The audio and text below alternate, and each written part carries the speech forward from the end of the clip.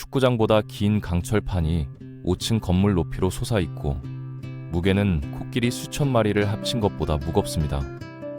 이 거대한 구조물은 단단한 땅 위에 세워졌어요.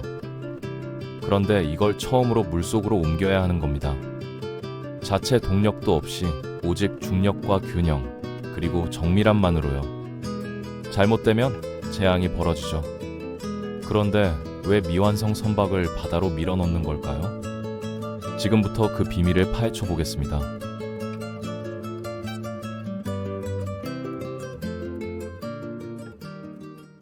선박을 진수시킨다는 건 항해 준비가 끝났다는 뜻이 아닙니다. 완성됐다는 의미도 아니에요. 조선소는 무한정 넓지 않거든요. 수요가 많은 인프라라서 선체가 방수만 되면 다음 건조를 위해 자리를 비워줘야 합니다.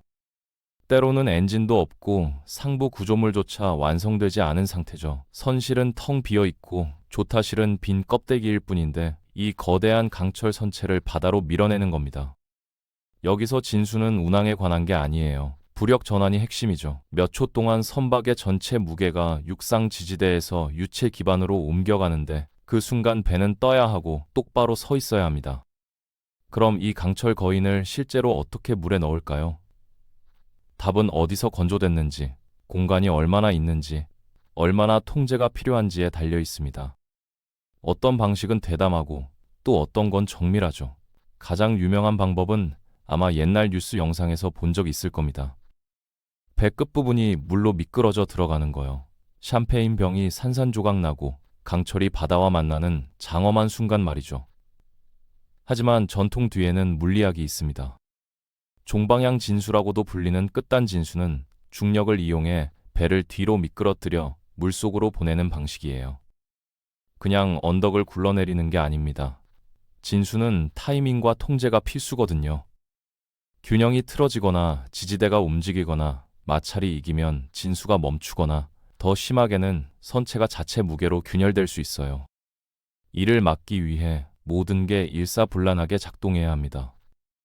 우선 크레이들이라는 무거운 목재나 강철 프레임이 선체를 감싸죠. 크레이들은 슬라이딩 웨이 위에 놓이고 그건 다시 기름칠된 그라운드 웨이 위에 있습니다. 전부 슬립 웨이 위에 있는데 보통 각도는 20분의 1 정도예요.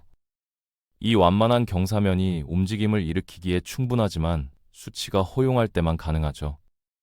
가능한지 알아내려면 엔지니어들이 두 가지 힘을 계산합니다. 먼저 배를 경사로 아래로 끌어당기는 힘이에요. F1은 P 곱하기 4인 알파로, P는 총 진수 무게, 즉 선박과 크레이드를 합친 거고 알파는 슬립웨이 각도입니다. 이게 중력의 당김이죠. 다음은 그에 맞서는 힘인 마찰력입니다. F2는 뮤 곱하기 P 곱하기 코사인 알파인데 뮤는 크레이들과 슬립웨이 사이의 마찰 계수예요. 진수가 작동하려면 중력이 이 줄다리기에서 이겨야 합니다. F1이 F2보다 커야 하는 거죠. 중력에 유리하게 만들려고 조선소들은 석회 비누나 광유로 웨이에 기름칠을 해서 뮤를 낮게 유지하는데 이상적으로는 0.015에서 0.03 사이입니다.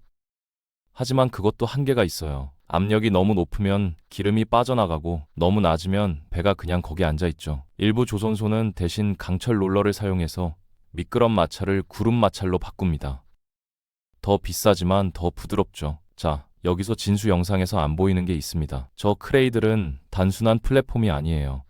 압력과 분산의 균형 잡기 행위죠. 퍼펙과 지지대가 선체 곡선과 정확히 맞지 않으면 메가톤 단위로 측정되는 배의 무게가 작은 접촉점에 집중됩니다. 각 슬라이딩 웨이 아래의 접촉 압력을 점검해서 선체의 과도한 스트레스를 피해야 해요.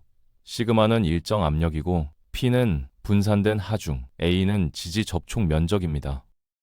너무 높으면 껍데기판이 물에 닿기도 전에 찌그러지거나 휘어질 수 있거든요. 그게 유일한 위험은 아닙니다. 진수 중에 선미가 물에 들어가고 선수가 여전히 땅에 있을 때 배는 심각한 구핑 응력을 겪습니다. 트림과 타이밍에 따라 선체가 처지거나 반대로 들릴 수 있어요. 내부 모멘트가 설계 한계를 초과하면 용골이 파손될 수 있죠.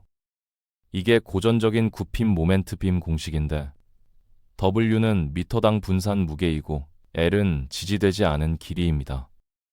근사치이긴 하지만 설계자들이 진지하게 받아들이는 수치예요. 특히 더 긴 선박의 경우요. 이 모든 걸 붙잡아두기 위해 기계식 트리거나 해제핀이 크레이드를 최종 순간까지 제자리에 고정시킵니다. 보조 안전장치가 뒷받침하는데 일단 당겨지면 배는 돌아올 수 없거든요. 크레이들이 미끄러지고 선체가 신음하며 몇 초 안에 강철이 땅을 떠나 바다와 만납니다. 선체의 충분한 부분이 물에 잠기면 부력이 인계받죠. 배가 뜹니다. 크레이들이 멈춰요. 드래그 체인이나 해상닫이 움직임을 늦춰서 더 깊은 물로 너무 많이 나가는 걸 막는 데 쓰일 수 있습니다. 일부 조선소에서는 이 모든 게 기계화되어 있어요.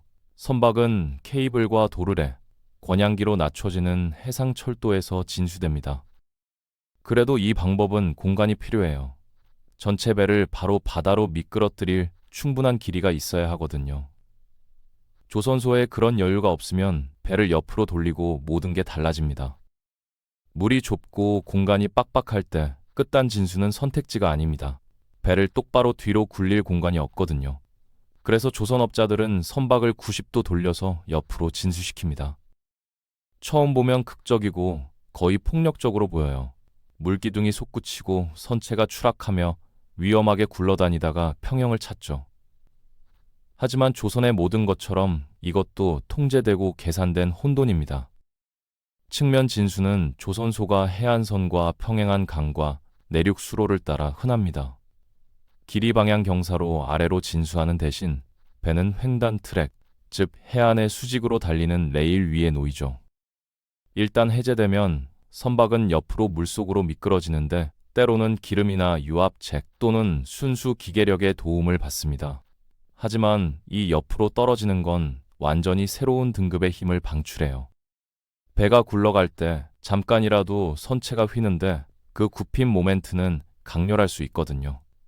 굽힌 모멘트는 구조를 휘거나 비틀려는 힘인데 M은 W 곱하기 X 곱하기 괄호 L 빼기 X 닫기 괄호 나누기 2로 계산됩니다. 복잡하지만 중요한 방정식이에요. W는 단위 길이당 분산 하중 힘이고 X는 가장 가까운 지지점까지의 거리, L은 지지대 사이의 총 길이입니다. 가장 큰 스트레스는 보통 중점을 때리는데 특히 배의 무게가 고르게 분산되지 않았을 때 그렇습니다. 하지만 그게 시작일 뿐이에요. 선체가 물에 부딪힐 때 빌리지 에어리어, 즉 배의 바닥 측면 곡선 부분이 표면에 세게 부딪힙니다.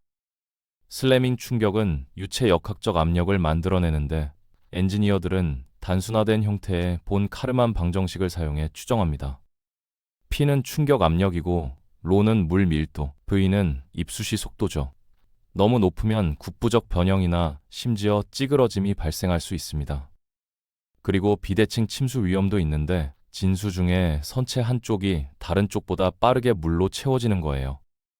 이에 대항하기 위해 조선업자들은 횡단 프레이밍으로 선체를 보강하는데 이 동적 하중에 저항하는 갈비뼈 같은 내부 구조입니다. 경우에 따라 드래그 체인이나 카운터 웨이트가 부착되는데 진수를 멈추는 게 아니라 모멘텀을 늦추고 굴림을 제한하려는 거죠. 모든 진수가 미끄러지거나 튀기는 건 아닙니다. 사실 세계에서 가장 크고 비싼 선박 중 일부는 아예 진수하지 않아요. 떠서 나가죠. 이 방법은 통제되는 만큼이나 조용합니다. 플로트 아웃 진수는 드라이독 안에서 일어나는데 선박이 블록 위에 직접 건조되는 거대한 방수 분지예요. 선체는 천천히 한 조각씩 크레인과 비계가 외골격처럼 둘러싸인 채로 형태를 갖춰갑니다. 때가 되면 돛게이트가 열리고 바닷물이 밀려 들어와요. 펌프가 꺼지고 부력이 나머지를 합니다. 조금씩 선체가 지지대에서 떠올라 처음으로 부드럽게 뜨는 거죠. 모든 게 천천히 일어나기 때문에 엔지니어들은 선박의 부력과 트림, 안정성을 실시간으로 모니터링할 수 있습니다. 그래서 플로트 아웃이 크루즈선과 해군 함정, 그리고 위험을 감수할 수 없는 모든 프로젝트에서 선호되는 방법이죠. 통제된 환경에서 민감한 시스템이 이미 제자리에 있을 수 있거든요. 플로트 아웃 전에 선체의 모든 계구부는 방수로 밀봉돼야 합니다. 밸러스트 계획을 확인하고 또 확인하며 예인선들은 독 밖에서 새로 태어난 선박을 바다로 안내할 준비를 하고 서 있죠. 하지만 드라이독이 없고 미완성 선박이 있는 열린 땅만 있다면 즉흥적으로 해야 합니다. 공상과학처럼 들릴 수 있지만 맞아요. 일부 선박은 거대한 고무 풍선을 사용해서 진수됩니다. 이게 에어백 진수인데 해양 풍선 방식이라고도 불려요. 배가 완성에 가까워지면 일련의 긴 원통형 에어백이 선체 아래에 배치되는데 보통 고무와 중장비 합성 타이어 코드층으로 만들어져서 균등하게 간격을 두고 수축된 상태입니다.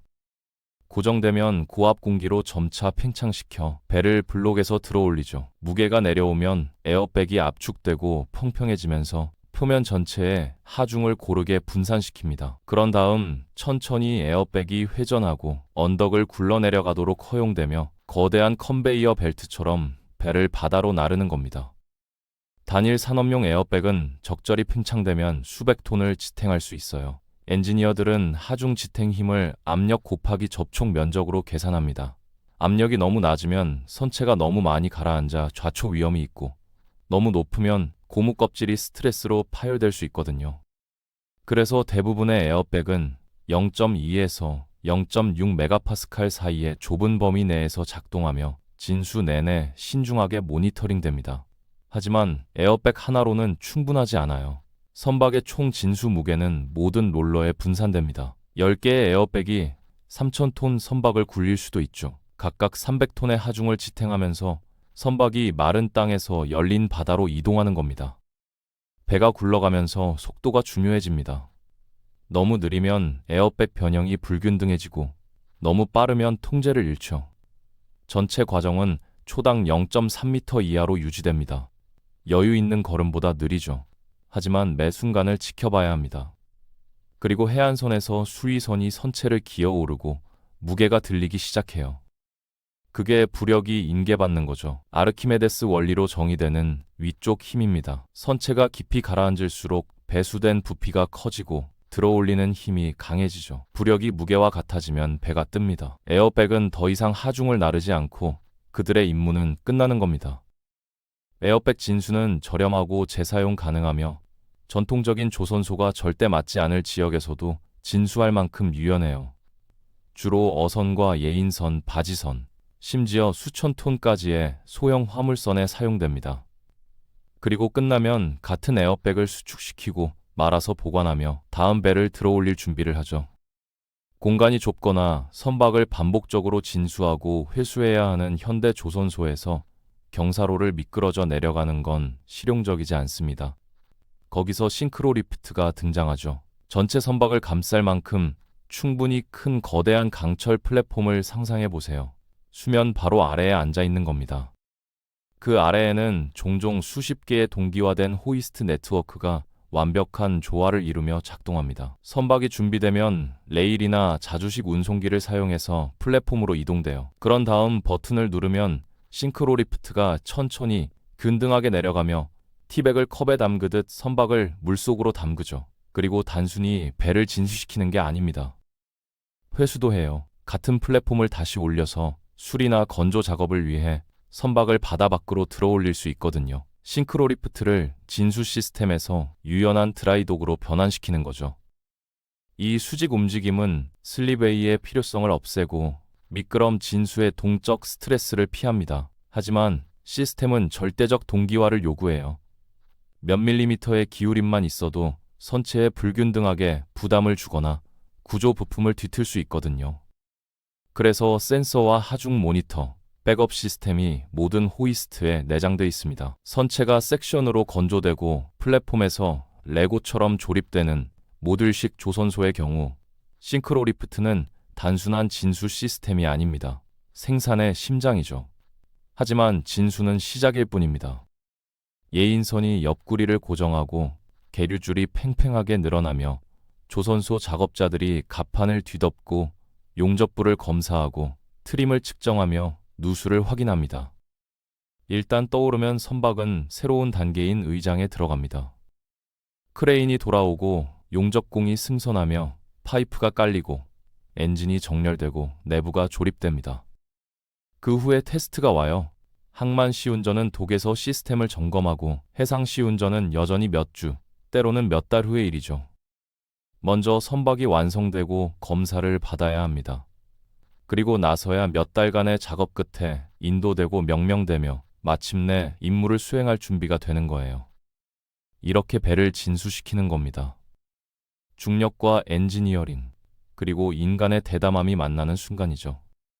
끝까지 시청해 주셔서 감사합니다.